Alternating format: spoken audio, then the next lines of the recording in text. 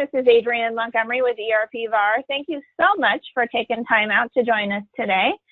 We are joined today by eRequester, Scott Pape. He's the Vice President of Strategic Relations, senior veteran, along with Stacy Schultz over at Brackus Blum. And Stacy will be presenting the JobOps side of things today. eRequester is a purchase order management solution. And just a little bit about the companies. eRequester is a trusted and proven requisition, purchase order, and expense management solution. They have a solution that's very horizontal in nature across all industries, virtually. And it's designed to simplify spend management processes and maintain compliance and boost efficiency. They automate workflows and provide a complete audit trail with unlimited routing rules and boost efficiency to save time and reach rapid ROI with their purchase management solution.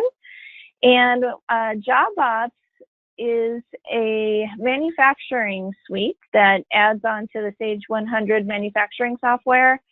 Brackus Blum has been implementing and supporting JobOps for over 20 years. They're extremely savvy when it comes to manufacturing in general, and Sage 100, along with JobOps, they're an all-time sales leader for JobOps, and they've been selling and implementing Sage products for over 25 years and the JobOps portion for over 20 years.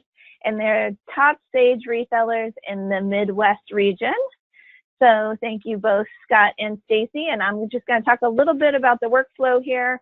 We're going to be talking about how purchase orders come into Sage 100 Cloud, and Scott will maximize the efficiency with routing of approvals for those purchase orders to make sure that JobOps can assign the right field service technicians with the right parts and the right products on their trucks to fulfill the job that they've been assigned. So with that said, I'm going to go ahead and hand it off over to Scott to kick it off with eRequester. Thank you so much, Scott. Excellent. Thank you very much, Adrienne. I appreciate everybody taking the time on this fine Tuesday. Again, the eRequester solution, it's a requisition and purchasing workflow solution. It's web-based. It integrates nicely with Sage 100 Cloud, as well as other versions of Sage 100. And the system is intended to help companies streamline their approval process for spending. So if somebody needs to buy something, spend some money, they could initiate a purchase request, submit it for approval, and then after it's gone through all the necessary reviews, edits, and approvals, it'll ultimately convert to a Sage 100 purchase order. And you can also assign your JobOps work ticket numbers and related sales tickets into the system so that they feed on over onto the POs into Sage. The main goal of the solution is to provide finance with better controls over spending, but also providing the operational teams, department heads, visibility and efficiency over their needs to buy stuff to keep things flowing through your operations. I'm going to log in as a person who is an end user at my sample company, so the system can support multi-company if you have multiple companies, and a user can log into the company for which he or she has access. And once you log into the solution, you'll be presented with a dashboard where you can see a list of transactions that are in progress. So this guy, his name happens to be Joe Requester, and he can see some transactions that he's initiated previously. For example, requisition number 5830 is for a new desk. Requisition 5828, he needed some materials for a job. And you can have a number and a name to give it some meaning and significance, the name of the vendor that you need to buy it from, the supplier. And also eRequester lets you categorize different types of requests. So for example, standard purchase request, that can be differentiated from a computer-related IT request. But your organization can define the types that you have available: capital expenditures, work order related. Any number of request types can be set up. In addition, the solution has very great visibility over the status of the transaction. So an end user can always know where it is in the process. Is what happened to my transaction? Well, it's waiting for approval, and you can see who it's waiting on, the manager, Bob. So that approver column shows who it's currently sitting at, whose desk it's currently sitting at, and also what's the status of the transaction. If Joe wants to buy something new, or at least request to purchase something, the system will allow him to do so by either clicking on the new request option to make a brand new requisition, or you can also leverage what's called a requisition template. So the templates will be a nice way for some companies to predefine everything that the user wants to order. So you might have a monthly supplies transactional template that you'd like to just buy off of, and you can click the copy button and clone it into a brand new transaction. So I click copy, the template got converted into a new purchase order request. It assigns a brand new requisition number, and all of the line items that were on my template are automatically loaded into this simple entry screen. And if this user wants to just ask for 20 of those and 10 of those and 3 of those, you can just put the quantities for any of these items for which you'd like to requisition today, and you can just hit save, and it'll automatically save any line items for which you've entered quantity. I only put quantity on a couple of the items, and you can see that it's navigated back to what's referred to as a review screen. So this is my standard purchase request 5831 from myself, Joe Requester. The supplier is Al Climate Maintenance. That's the preferred vendor that we've already defined on our template. That's who we buy this stuff from, typically. If I need to change something, I can. This is a standard purchase request from the maintenance department, and it's for, looks like 10 mirrors and 30 office chairs, because that's what I entered quantity on. My extended totals. There is a ability to review the GL codes, so the expense account can be coded. It can be defaulted. It pulls all the vendors, the inventory items, the GL codes, the work ticket numbers from Sage 100 or JobOps, as the case may be. And if the user wants to edit any of the details on a particular line item, he or she could go ahead and select, click into the item detail and edit any of the details. If you want to apply a work order ticket number, you can go ahead and include the sales order number, the steps for the job ops related information. So to the extent that you have updated any information, you can. If everything is just good and you don't need to change anything else, you can just submit this for approval. You also have the ability to attach any supporting information, such as a quote from a vendor, a contract, a packing slip. Any number of attachments can be made to help support and justify your request to spend money and to buy stuff. I just attached a single quote in this case. When I hit continue, it's going to tell me if anybody needs to approve this before we're allowed to buy it. And the system supports both centralized as well as decentralized purchasing. Some companies will have a buyer or multiple buyers, and everything needs to go through the buying department to get quotes and to make sure certain aspects are done properly, whereas other companies are more decentralized in their purchasing. eRequester supports both options, and you can configure it to go to a buyer ultimately, or at the beginning, or just to skip the buying process from a centralized standpoint and let the requisitioner create the PO and buy it once it's been approved by whoever needs to approve it. In this example, it's got to go to the manager of the department, Bob, and if he says it's okay to buy this, it also has to go to the director, because she is also an approver for anything over a certain sum of money from this department for this type of request. And one of the most powerful features of the solution is the approval workflow engine. You can have any number of approvers based on dollar amount, project, department, type of request, vendor, or other parameters can drive the hierarchies for who needs to review it. At the end of the day, when this guy, Bill Buyer in this case, hits a button, it'll generate what's called a purchase order, and it feeds it into the Sage 100 purchase order module, so you won't have to re-enter that data. I could put in some kind of justification. We are out of these supplies, and when I submit, it will notify the first person in the chain. The user Bob manager gets notified by email that there's a purchase request now pending his review and approval. So you could see Joe Requester here.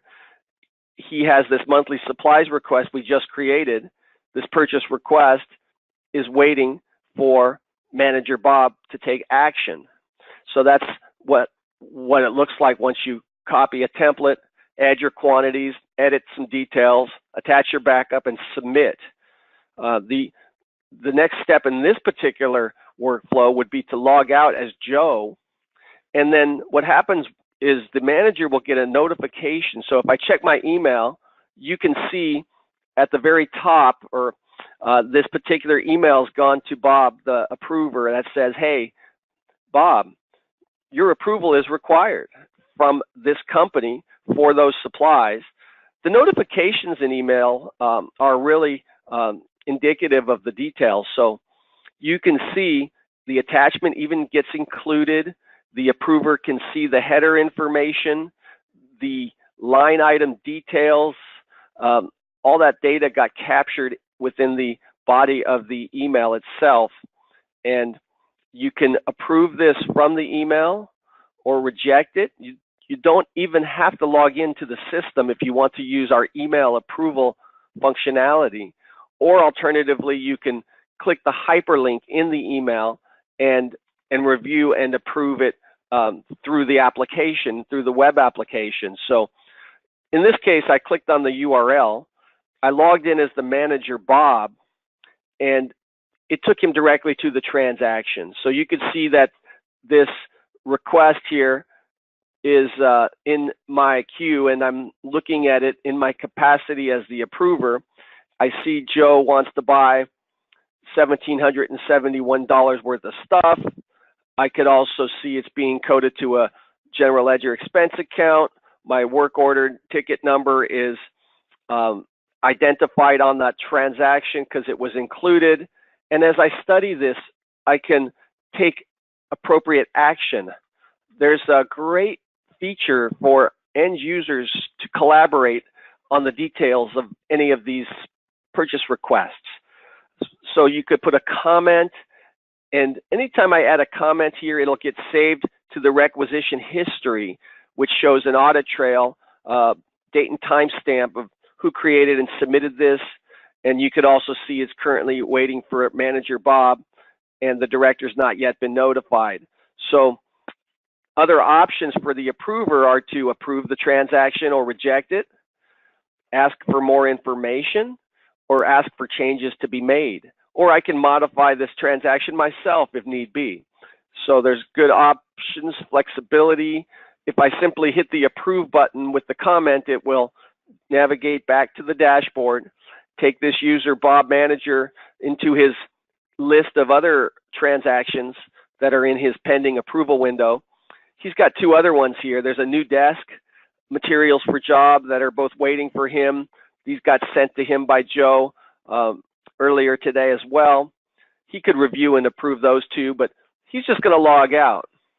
And then what happens next is an email goes to the second approver. In this case, my director of finance, for example. She needs to double check everything in this company. And I've logged in as the director, and she has one transaction currently waiting for her attention, and she sees this supplies requisition waiting for her, and Joe submitted it earlier today, and she could just check the box and approve it from the dashboard, or if desired, she could study it in finer detail to make sure there's no issues with it. And I went ahead and drilled down to the transaction, and she's looking at this, and There's also a feature in eRequester that lets the users check the requested spending against the budget. So if you have budgets in Sage 100 in the general ledger, it'll actually turn red and give you a warning if it's going to put you over the budget. And this GL code turns red, and you can click that and it'll give you a report that shows what you've budgeted in the general ledger versus how much you've actually spent. And it looks directly into the Sage GL and purchase order commitments, compares it to budget, and shows you the variance, how much you're over or under. So that's a nice way to get controls over spending as well, if that's appropriate for some companies.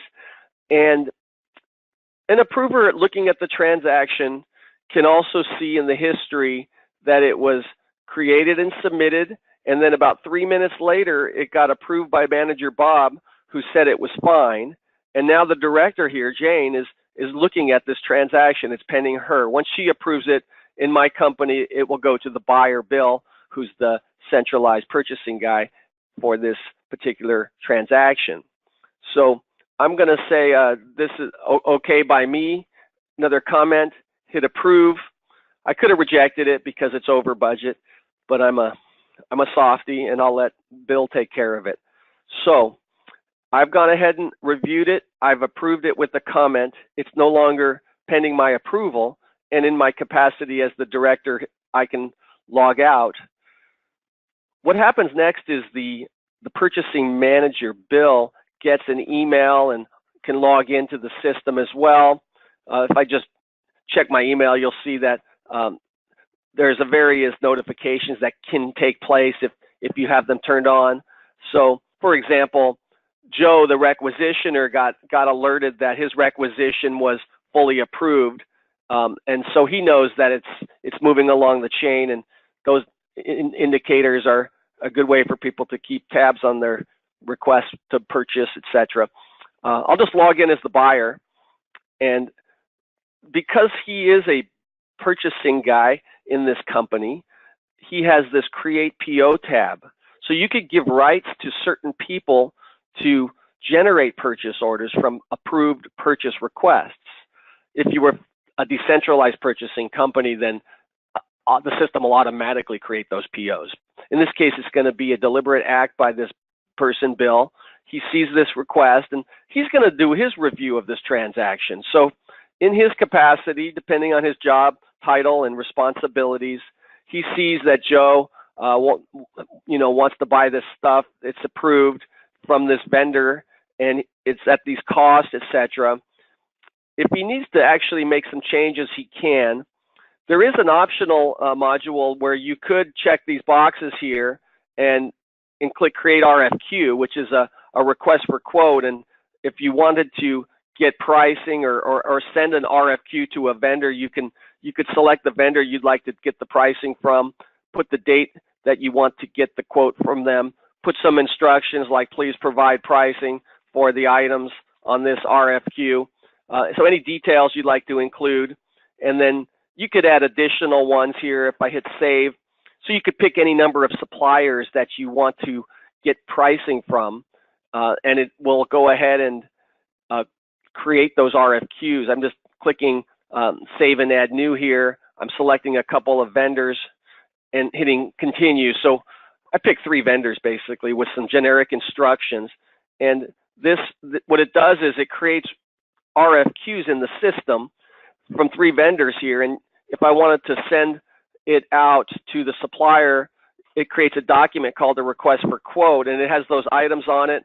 And you could just click email or print it and click email here and send it off to your vendor, to the vendor's email address that's set up in the system, or put in their actual email by hand. And you could send the RFQ along with any supporting information, a spreadsheet that gets automatically created so they could fill it out and put the pricing in there. And then later you could actually import the spreadsheet to update the cost on your line items. So I went ahead and just sent that out. I'm not going to do the other 2 in the interest of time, but you could send out those other 2 requests for quotes by email. And in the history of the transaction, it'll show it was created, it was submitted, it was approved by Manager Bob and Director Jane with their comments. The RFQs were all created by the buyer, and one RFQ was emailed out to the vendor, and that's the current status of this transaction. Later, what will happen is there's a spreadsheet that can be populated and then imported, and then you can compare the pricing that you got, and then click an award button, and it will update the vendor and the cost from the spreadsheet. I'm going to skip that step today, but what I'll do is just say this pricing is fine from All Climate. I'm just going to put a comment in here. I am going to create the PO and place the order. Other options are to send this for more approvals, make changes, and then or have the system tell you it has to go through more approvals. In this case, I'm just going to hit the Create PO button, and what that'll do is it'll take this approved purchase requisition as is, and it will feed it on over to Sage 100 and create a PO. It'll assign a purchase order number, and we could go into Sage and see it, but you also have the ability to see that purchase order right through the eRequester web interface without having to log into Sage. So I just clicked on the PO number that got generated, and it's pulling up a document called a purchase order. So now I have a purchase order, number 49 was the next number, from that requisition to that vendor, All Climate, for the items that were on there. There's the mirror, there's my work order JobOps number that got put on that particular line item. Shows who requested this, who approved it, who the buyer is, and this PO can be printed, it can be emailed to the supplier as well. I could go ahead and just put in the vendor's email address if I want to send it to myself in this case, along with the quotation, any supporting information. So I'm just sending my order to my vendor to ask them to please deliver these items and send me a bill. And that concludes that portion now where I've done my request, I got it approved, I got some pricing, I generated my PO, and I'll just close this window. And in the history of the transaction, you can see if I click on the requisition number here, it's going to show us the history of the transaction, which includes the fact that we not only emailed the RFQ out, but the PO was cut and the PO was sent out to the vendor. So all that rec to PO information got nicely captured in our audit trail, along with comments made along the way. And then the last thing I really want to show you is that purchase order that we created, PO 49. If I pull up Sage 100, I can go ahead and just pull up a purchase order entry here in this Sage company. We can go ahead and just click on the lookup. I could go to the last record, but I'll just sort by today's date to get the most recent information on top here. If I could remember what today is, it's March 12th. So let me just sort by date here. March 12th is today. There's the PO that we just created. So I'll just click on that. So you can see in Sage, eRequester will create the purchase order. So there's the PO header information.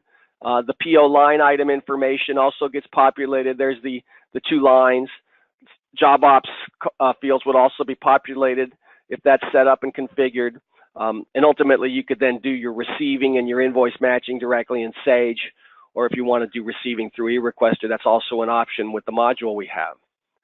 At the end of the day, you also can run searches and you could run reports to see everything that's in progress and outstanding. There's a very great search and export feature in eRequester for building queries and seeing what's outstanding to have much better visibility and efficiencies over your purchasing process.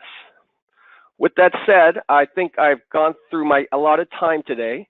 I really appreciate you taking a look, and I look forward to any follow-up questions. And then with that, I'm going to go ahead and pass it on over to Stacy. Thank you, Stacy. She's going to talk about the JobOps portion. Thanks for joining us today, everyone. I'm going to go ahead and start off within Sage and go into the dispatch board. And the dispatch board is laid out with a map along the top that includes a number of days backwards and forwards that you set up within the options. The main window is going to be highlighted on the top for what you currently see for the current day. You're going to have your technicians down the left-hand side and their current statuses right next to them. You're going to have all your service tickets down in the left-hand portion. And then there'll be some built-in alerts that are in the top part of this right section here that about service not starting on time, not being scheduled on time, etc. If we highlight one of the items and it has equipment information, you're going to be able to see anything that we have about that equipment information. In this case, what the model number is, where it's physically located, if there's a warranty on the parts or the labor, what those warranties are. If we have a service agreement with that particular client, what is that service agreement? In this case, it's a time and materials one. So today, what we're going to do is we're going to start off with a new call. And when I click the new call button, it's going to bring up the service ticket entry screen. There's a lot of different ways that you can put the information in depending on what information you have from the customer. You can start with the customer number and build the service ticket from that point. But if it's something that you've already serviced in the past or that you have in your equipment asset file, you can come to the repair screen and you can grab the serial number on that item if it was serialized and choose that particular item. It's going to backfill if you have any service agreement with them. It's going to backfill what kind of item it is, whether or not it's under warranty and a service agreement, the estimated hours to service it. If we go back to the main tab, it's going to tell us who the customer is. In this case, it's our product. It's our fixed asset that we have that we need to service because it's broken down. If you go to the additional tab, you can put notes for the technician as far as why this service call is needed.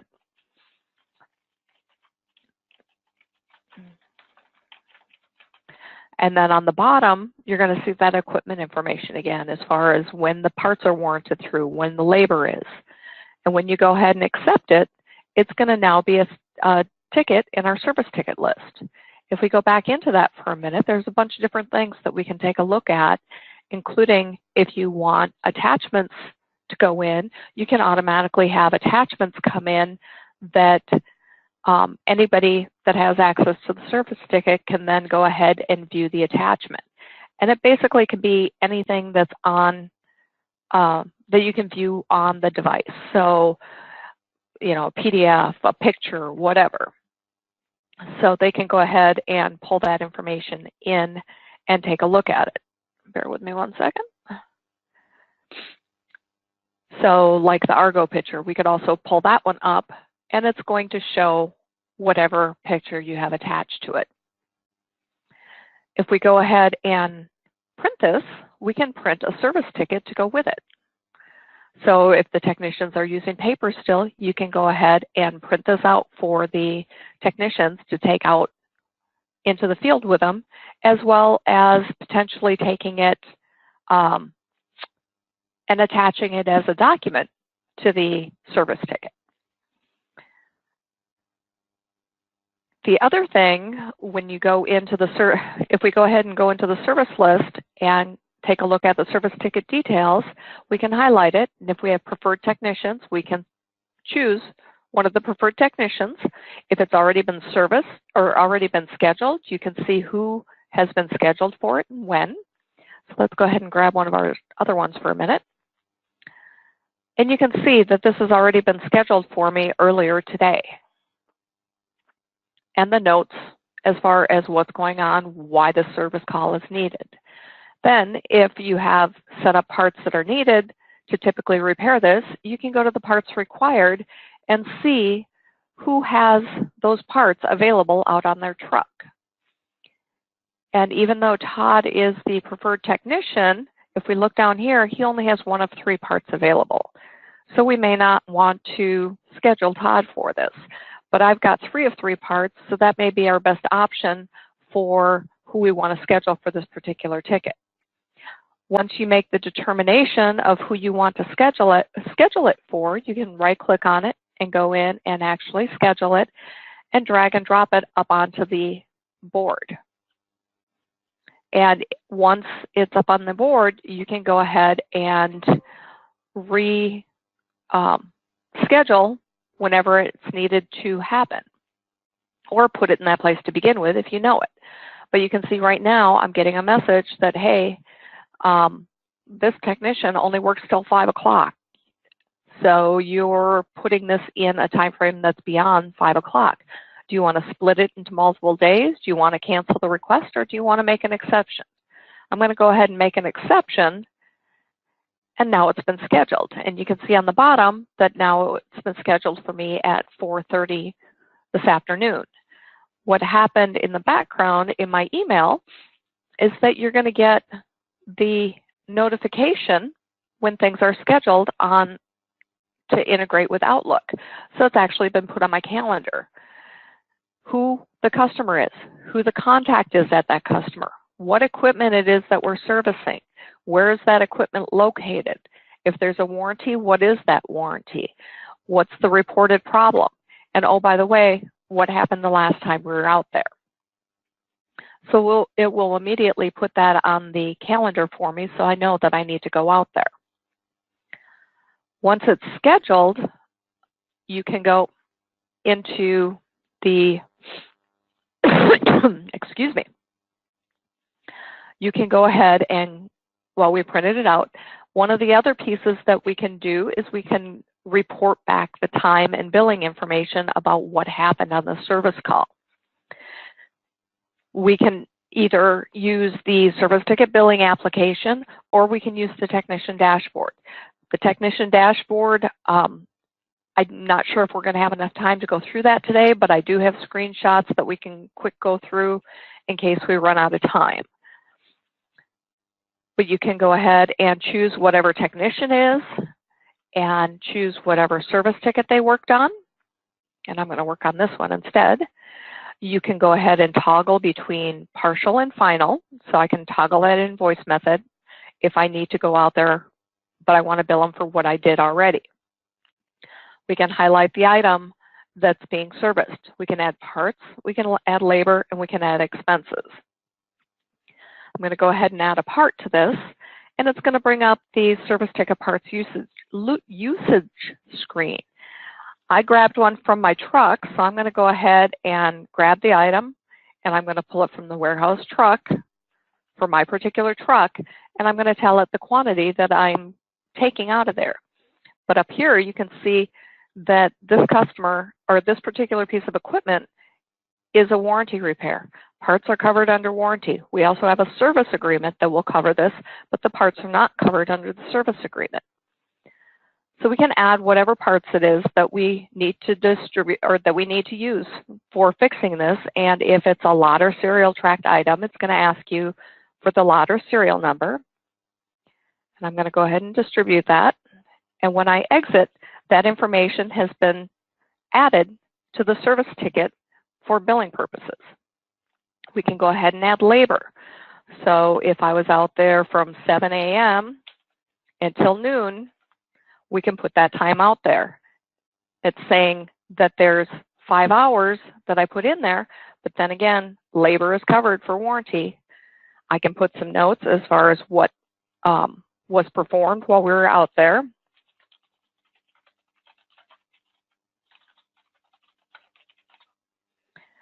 And then we can click OK and exit, and that information is now included in the service ticket billing. You can also go ahead and add expenses. So if you're tracking, if you charge a trip expense or a mileage expense, you can go ahead and put those in as well. And I'm going to go ahead and do a mileage, and it was 100 miles round trip.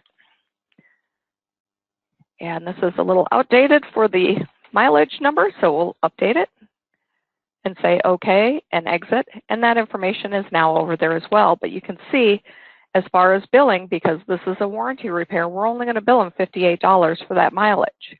If we need to, we can drill into the equipment information from the equipment asset file, and we'll go through this in just a minute. You can also drill over to the service agreements to review the specific agreement that this particular customer has. And I'll go through that in just a minute as well.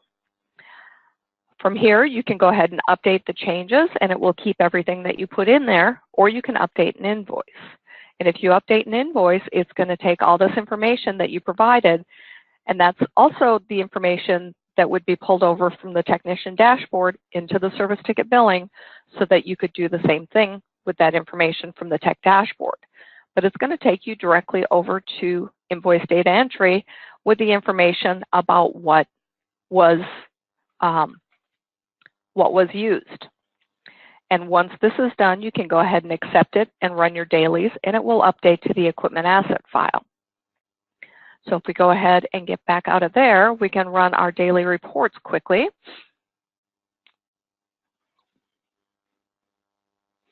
And this information will be updated to the equipment asset file for it being a completed work ticket or a service ticket.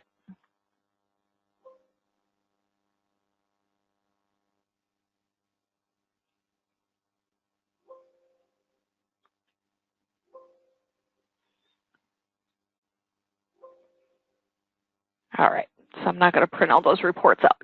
But once you have it all processed, one of the things that you can do within the equipment asset file is you can see all the information about this particular piece of equipment.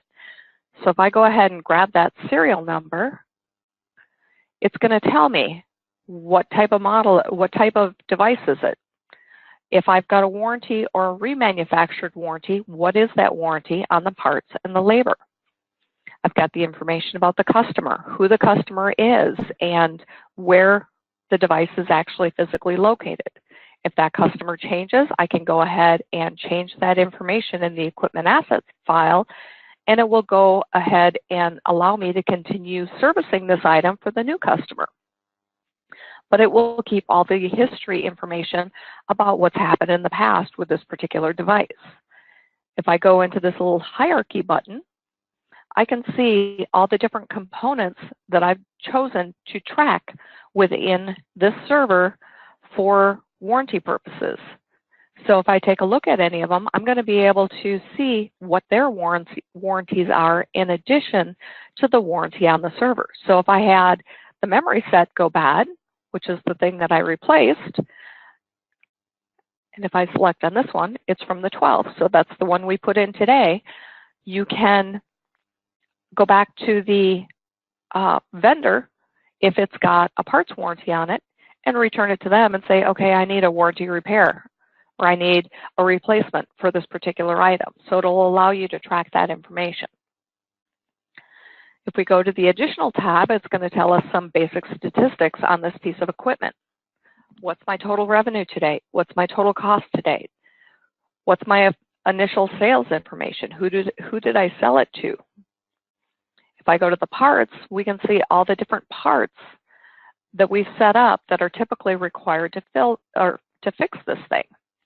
And if there's a specific problem code associated with a part, so if we know when somebody uses the problem code bad bit, we're going to need this additional piece, we'll show that as well. If we go to the transactions, we're going to be able to see all the different transactions associated with a serial number. So we've got our initial invoice, which is when we sold this item. And then it's going to show us all the different service tickets that we've had for this and what the revenue amount was based on that service ticket. From here, we can go ahead and drill into any of these, and we can go into the invoice. And if we go to the lines, we can go to the repair and go to the service ticket itself. And if we do that, we're going to be able to see all the information about the service call. So we can go into the parts and see what parts were used.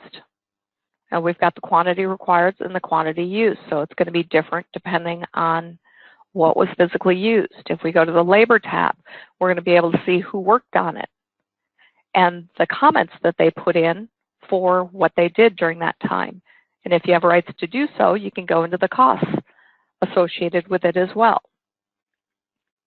You can go to the status tab, and this is going to have different statuses based on whether or not you use the status code to track what's going on. So if the tech went out there to evaluate and then had to come back to the office before they could actually fix it because you had to purchase a part or something along those lines, you could use the status changes to give it a different status code for the fact that you need to go back out there. You can go out to the summary and see what was budgeted versus what actually happened and any variances associated with that. And if you have rights to do so, you can go into that profit analysis and see what your total revenue was versus what your costs were. So you're going to be able to see exactly which ones are winners and which ones are losers and what's causing problems in your service world.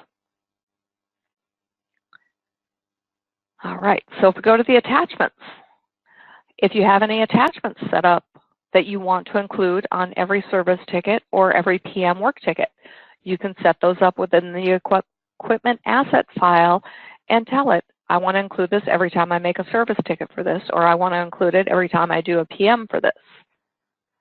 And then the service history is going to be similar to the transactions view, but it's going to be just the service tickets versus if you sold it to them or manufactured it. And then within here, you can go ahead and toggle it between PMs and regular on-demand service calls. All right, so the other thing that I wanted to go through is the service agreements. There's a whole section on service agreements, and you can grab whoever the customer is and create multiple different service agreements, and I grabbed the wrong one. This is the one I want. Oops, there we go. And you can do multiple different service agreements for that particular customer. It's going to have some basic information on the main tab that's going to default in to all the other tabs, but it will allow you to change it. When you're starting and ending this contract, when it's been billed through, what kind of service level are you giving them, who the salesperson is, etc. When I go to the billing tab, it's going to be a choice of fixed price, time and material, or prepaid. And then what our standard labor rate is for that fixed price, as well as where we want the deferred revenue to hit for the service contract itself. If we go to the equipment tab, you can have all the different pieces of equipment that are covered under this particular service agreement. If we highlight any of them, you can look at a bunch of different information about this item. So we've got the item, the serial number, the start date and the end date for coverage for this. So you can have different coverage depending on the piece of equipment, the billing type. In this particular case, it's time and materials, and we overrode that $70 rate to now be a $50 rate for this particular customer for this particular service agreement or for this equipment. You can also choose whether or not labor is covered and parts are covered for this particular piece of equipment. If you do PMs, you can go ahead and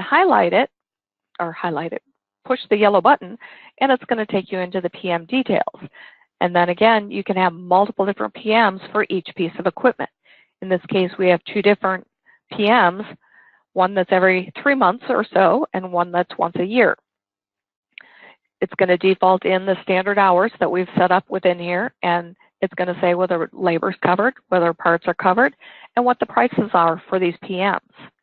You can also attach a template that includes different parts that are needed. So if you think about a car's oil change, you're going to need oil, you're going to need a filter. You can have a template that would have that information in it, and then that would automatically be put on the service ticket. From here, you can go ahead and go into the custom schedule generator. So in this case, we want to do it quarterly, and we're going to start in April, and we're going to do it the first week of the month, and we're going to do it on Wednesday. And when I go ahead and accept that, it's going to generate the schedule for me. So if I go into 20, you can see that the first one is on Wednesday the 2nd. If I want to, if I need to change that date, I can click and move it to any date that I need it to. And from now on, it's going to keep it on Thursday that week because of the holiday. If it's already been generated, this will turn red instead of green, and you'll no longer be able to modify it. I'm going to go ahead and accept that and close out this screen. And the other thing that I wanted to show on this other item that we have, this one's a fixed price. And again, each one of these different pieces of equipment you can cover either with a fixed price, time and material, or prepaid. And if you do the fixed price, you can bill it quarterly, annually, or semi-annually. And whatever the amount is that you decide is the rate for that. Now with the PMs, you're going to have the PM generator. So you can go ahead and go into the PM generation and generate whatever PMs you need to based on what you select in this screen. I'm going to go ahead and preview it and do all of them. And what it's going to do is it's first going to tell me, hey, this is the contract that I'm choosing, that I've found out there, that I'm selecting. And by the way, these are the ones I'm rejecting, and these are the reasons why I'm rejecting them. So it's not going to generate them, so I've got to go out and fix them. And if I close that, then it will go ahead and create my PMs that I need. And if I go ahead and have it, it created the one. And when I click OK and go back into the dispatch board, I'm going to have a new service ticket out there that needs to be the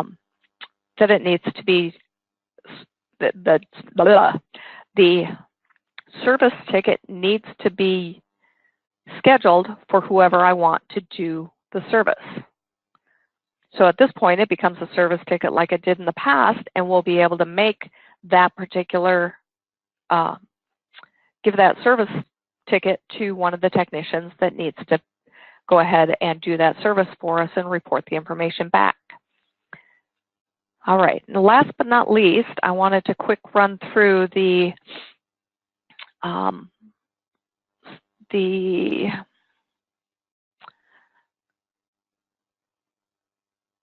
technician dashboard.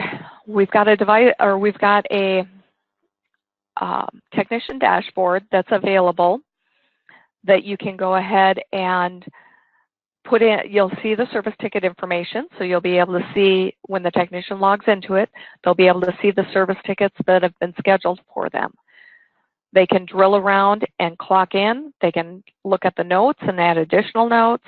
They can see information about the customer, what's been scheduled. They can map out where that service ticket needs to happen and directions for themselves, as well as adding parts, get a digital signature, adding pictures, and printing all directly from in the field. And as you can see within here, we can see what our service ticket number is, who the customer is, what the phone numbers are within the record for who we're supposed to be contacting, what the notes are for what the issue is, the actual item that we're servicing.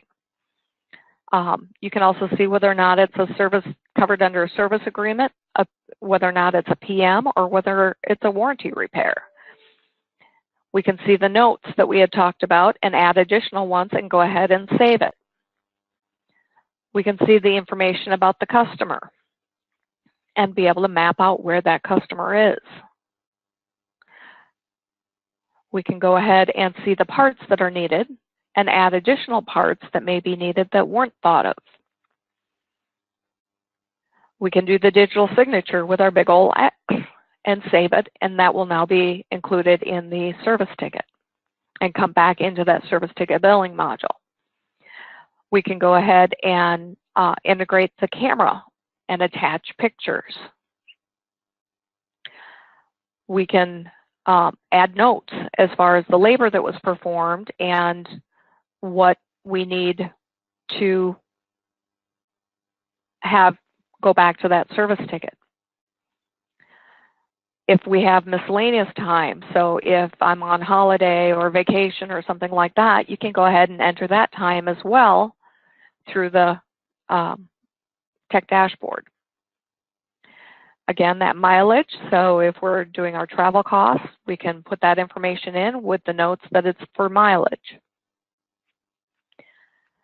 that status, the technician status, you can go ahead and change your status. So if you need to go to lunch and then you're back on the job, you can go ahead and update those statuses within the Tech Dash, and it will be relayed back to the company.